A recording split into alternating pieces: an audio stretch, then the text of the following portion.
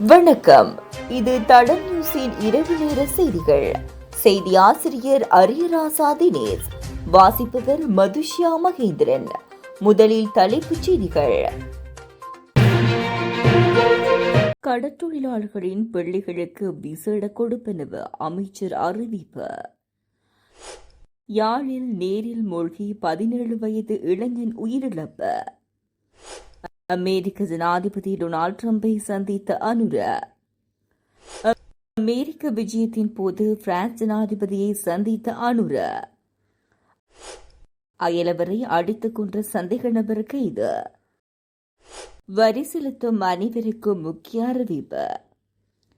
ASP பதவி உயர்வுக்கு எதிராக 3 மனுக்கள் தாக்கல். தொடர்பான விரிவான செய்திகள்.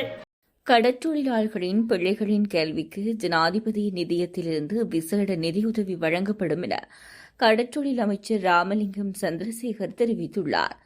அரசாங்க தகவல் திணைக்களத்தில் நடைபெற்ற ஊடக சந்திப்பில் கருத்து தெரிவிக்கும் போதே அவர் இதனை குறிப்பிட்டுள்ளார். அத்துடன் கடற்றொழிலாளர்கள் நீண்ட காலமாக பல சிரமங்களுக்கும் சமூக ரீதியான ஓரங்கட்டல்களுக்கும் உள்ளாகி வருவதாக அமைச்சர் கூறினார். காணாமல் போன விபத்துக்குள்ளான அல்லது வெளிநாடுகளில் சிறைப்படுத்தப்பட்டுள்ள கடற்றொழிலாளர்களின் பிள்ளைகளின் கல்வி மற்றும் வாழ்க்கை பாதைகள் பாதிக்கப்பட்டுள்ளதாகவும் அவர் சுட்டிக்காட்டினார். இத்தகைய நிலையை மாற்றும் நோக்குடன் ஜனாதிபதி நிதியம் ஊடாக நிவாரணங்களை வழங்க அரசாங்கம் நடவடிக்கை எடுத்துள்ள நிலையில் கல்வி கற்கும் பிள்ளைகளுக்கு நிதியுதவி வழங்கப்படும் என அமைச்சர் கூறினார். அதன்படி சாதாரண தர மாணவர்களுக்கு மாதம் 3000 ரூபாயும், உயர்தர மாணவர்களுக்கு மாதம் 5000 ரூபாயும், பல்கலைக்கழக மாணவர்களுக்கு மாதம் 8000 ரூபாயும் வழங்கப்படும் என அமைச்சர் தெரிவித்தமை குறிப்பிடத்தக்கது. யாழில் இளைஞர் ஒருவர் நீரில் மூழ்கி உயிரிழந்துள்ளதாக காவல்துறையினர் தெரிவித்துள்ளனர். குறித்த சம்பவம் நேற்று அதிகாலை 3:30 மணிக்கு இடம்பெற்றுள்ளது. ஆனைக்கோட்டை சாவல்கட்டு பகுதியைச் சேர்ந்த சிவரத்னம் சந்தோஷ் எனும் 17 வயதுடையவரே இவ்வாறு உயிரிழந்துள்ளார்.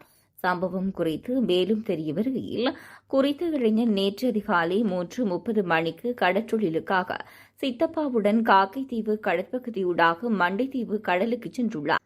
களங்கண்டி முறையிலான மீன்பிடியில் ஈடுபட்டுக் கொண்டிருந்த போது குறித்த இளைஞனை காணாததால் அவரது சித்தப்பா கடலில் தேடுதலில் ஈடுபட்ட வேளை குறித்த இளைஞன் களங்கண்டியை தடியை பிடித்துக் கொண்டு மயக்க நிலையில் இருந்ததை அவதானித்தார். பின்னர் குறித்த இளைஞனை படகில் ஏற்றிக் கொண்டு குருநகர் இறங்குதுறைக்கு வந்து அங்கிருந்து யாழ்ப்பாணம் போதனா வைத்தியசாலைக்கு கொண்டு சென்று சிறிது நேரத்தில் குறித்த இளைஞன் உயிரிழந்துள்ளார். அவரது சடலம் மீதான மரண விசாரணைகளை திடீர் மரண விசாரணை அதிகாரி ஜெயபாலசிங்கம் மேற்கொண்டார். சாட்சிகளை மானிப்பாய் காவல்துறையினர் நெறிப்படுத்தினர். நீரில் மூழ்கியதால் மரணம் சம்பவித்துள்ளதாக உடற்கூற்று பரிசோதனைகளில் தெரியவந்துள்ளது. ஜனாதிபதி அனுரகுமார் திசாநாயக்கு அமெரிக்க ஜனாதிபதி டொனால்ட் ட்ரம்பை சந்தித்து சுமூகமான உரையாடலில் ஈடுபட்டுள்ளார். ஐக்கிய நாடுகள் சபையின் 80வது பொதுச்சபை அமர்வில் கலந்து கொள்ள நியூயார்க் நகரத்துக்கு வருகை தந்திருந்த அரசு தலைவர்களுக்கு அமெரிக்க ஜனாதிபதி டொனால்ட் ட்ரம்ப் கடந்த 23ஆம் தேதி லொட்டே நியூயார்க் பிளேஸ் ஹோட்டலில் சிறப்பு இரவு விருந்து வழங்கினார். இதில் ஜனாதிபதி அனுரகுமார் திசாநாயக்கவும் கலந்து கொண்டார். இதன்போது ஜனாதிபதி அனுரகுமார் திசாநாயக்கவை அமெரிக்க ஜனாதிபதி டொனால்ட் ட்ரம்ப் அமோகமாக வரவேற்றதுடன் சிநேகபூர்வ உரையாடலின் பின்னர் இரு அரசு தலைவர்களும் இணைந்து புகைப்படம் எடுத்துக் கொண்டனர். பிபிஎன்ஜே உடன்படிக்கையில் 60வது நாடுகள் ஒப்பந்தத்தில் இணைவதை கொண்டாடும் நிகழ்வு நியூயார்க்கில் நடைபெற்றது. இதில் இலங்கை ஜனாதிபதி அனுரகுமார் திசாநாயக்கவும் கலந்து கொண்டுள்ளதோடு அங்கு பிரான்ஸ் நாட்டு ஜனாதிபதியையும் சந்தித்துள்ளார். இந்த உடன்படிக்கை கடலின் தீவிரமான பன்முகத்தன்மையை பாதுகாக்கவும் அதனை நிலையான முறையில் பயன்படுத்தவும் மற்றும் உள்நாட்டு எல்லைகளை முறிய கடல் பகுதிகளில் உள்ள உயிரின வளத்தின் நன்மைகளை பங்கிடவும் அடிப்படையாக அமைந்துள்ளது. இலங்கை இந்த உடன்படிக்கையில் 58வது நாடாக செப்டம்பர் 16ஆம் தேதி அன்று கையெழுத்திடப்பட்டது. பிபிஎன்ஜே உடன்படிக்கை எதிர்வரும் 2026 ஜனவரி 17ஆம் தேதி முதல் அதிகாரப்பூர்வமாக அமலுக்கு வரும். இந்த நிகழ்வை பிரெஞ்சு அரசு ஏற்பாடு செய்துள்ளது. இதில் பிரெஞ்சு ஜனாதிபதி இம்மானுவேல் மேக்ரோன் உட்பட பல நாடு தலைவர்கள் கலந்து கொண்டனர்.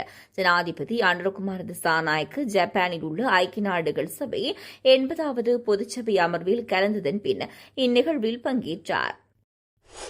வெலிக்கடை அங்குள பகுதியில் தாக்குதலுக்கு உள்ளான பெண்ணொருவர் நேற்று மாலை முல்லேரியா மருத்துவமனையில் அனுமதிக்கப்பட்ட பின் உயிரிழந்துள்ளார். அங்குள பகுதியைச் சேர்ந்த 65 வயதுடைய பெண்ணே இச்சம்பவத்தில் உயிரிழந்துள்ளார். தகராறு காரணமாக குறித்த பெண்ணை சந்தேக நபர் ஆயுதத்தால் தாக்கி கொலை செய்துள்ளதாக போலீசார் தெரிவித்தனர். சம்பவத்துடன் தொடர்புடைய சந்தேக நபர் அயலவர் எனவும் உயிரிழந்தவரும் சந்தேக நபரும் ஒரே நிறுவனத்தில் துப்புரவு பணிகளை செய்து வருவதாகவும் போலீசார் தெரிவிக்கின்றனர். சடலம் தற்போது முல்லேரிய மருத்துவமனையில் பிரேத அறையில் வைக்கப்பட்டுள்ளது. சம்பவத்துடன் தொடர்புடைய சந்தேக நபர் கைது செய்யப்பட்டுள்ளார். மேலதிக விசாரணைகளை வெலிக்கடை காவல்துறையினர் மேற்கொண்டு வருகின்றனர். 2025 செப்டம்பர் 30 அல்லது அதற்கு முன் வரிகளை செலுத்துமாறு அனைத்து வரி செலுத்துவோருக்கும் உள்நாட்டு இறைவரி திணைக்களம் அறிவுறுத்தியுள்ளது. இந்த உத்தரவு தனிநபர்கள், நிறுவனங்கள், நிறுவன கூட்டாண்மைகள் மற்றும் பிற பதிவு செய்யப்பட்ட நிறுவனங்களுக்கும் பொருந்தும். இறுதி கட்டணத்தை இணையவழி வரி செலுத்தும் தளம் அல்லது இலங்கை வங்கியின் எந்த கிளையிலும் செலுத்த முடியும். தாமதங்கள் அல்லது தவறவிட்ட கட்டணங்கள் வட்டி மற்றும் அபராதங்களுக்கு வழிவகுக்கும் என உள்நாட்டு இறைவரி திணைக்களம் மேலும் எச்சரித்துள்ளது. உதவி போலீஸ் அத்தியட்சகர் பதவி உயர்வுக்காக சமீபத்தில் நடைபெற்ற பரீட்சையில் கலந்து கொண்டவர்களில் 45 பேர் உதவி போலீஸ் அத்தியட்சகராக பதவி உயர்வு பெற்றதால் தங்களின் அடிப்படை உரிமைகள் மீறப்பட்டுள்ளதாக கூறி 170 பிரதான போலீஸ் பரிசோதகர்கள் மற்றும் போலீஸ் பரிசோதகர்கள் உயர் நீதிமன்றத்தில் 3 அடிப்படை உரிமை மனுக்களை தாக்கல் செய்துள்ளனர். இந்த மனுக்களில் போலீஸ் மா அதிபர், பதவி உயர்வு பெற்ற உதவி போலீஸ் அத்தியட்சகர்கள் மற்றும் தேசிய போலீஸ் ஆணைக்குழு உறுப்பினர்கள் பிரதிவாதிகளாக பெயரிடப்பட்டுள்ளனர். சட்டத்தரணி மஞ்சுள பாலசூரிய தாக்கல் செய்த மனுக்களில் உதவி போலீஸ் அத்தியட்சகர் பதவி உயர்வுக்காக நடத்தப்பட்ட வரையறுக்கப்பட்ட போட்டி பரீட்சையின் முடிவுகளின் அடிப்படையில் கடந்த 25ஆம் தேதி 45 பேர் உதவி போலீஸ் அத்தியட்சகர்களாக பதவி உயர்வு பெற்றதாக குறிப்பிடப்பட்டுள்ளது.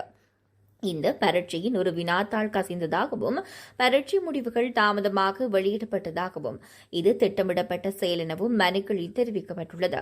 கடந்த காலங்களில் உதவி போலீஸ் அத்தியட்சகர் பதவிக்கு மோப்பு அடிப்படையில் பதவி உயர்வுகள் வழங்கப்பட்டதாக மனுதாரர்கள் கூறுகின்றனர். ஆனால் இந்த பரீட்சையில் தொழில்முறை தகுதிகளை கணக்கில் எடுத்துக் கொள்ளாமல் கல்வி தகுதி மட்டுமே அடிப்படையாக கொள்ளப்பட்டு பதவி உயர்வுகள் வழங்கப்பட்டன. மேலும் பரீட்சையில் பல்வேறு முறைகேடுகள் நடந்ததாகவும் மனுக்களில் குறிப்பிடப்பட்டுள்ளது. இதன் விளைவாக தங்களின் அடிப்படை உரிமைகள் மீறப்பட்டுள்ளதாகவும் தொடர்புடைய பரீட்சை முடிவுகளை செல்லாததாக்கி உத்தரவு பிறப்பிக்குமாறும் மனுதாரர்கள் நீதிமன்றத்தை கோரியுள்ளனர். இதுபோன்ற செய்திகளை தெரிந்து கொள்ள தடம் நியூஸ் சேனலை சப்ஸ்கிரைப் செய்து அருகிலுள்ள பெல் பட்டனை கிளிக் செய்யுங்கள். மேலும் இதுபோன்ற செய்திகளை உடனுக்குடன் தெரிந்து கொள்ள தடம் FM.com என்ற இணையதளத்தின் வாயிலாகவும் எங்களுடன் இணைந்து கொள்ளுங்கள்.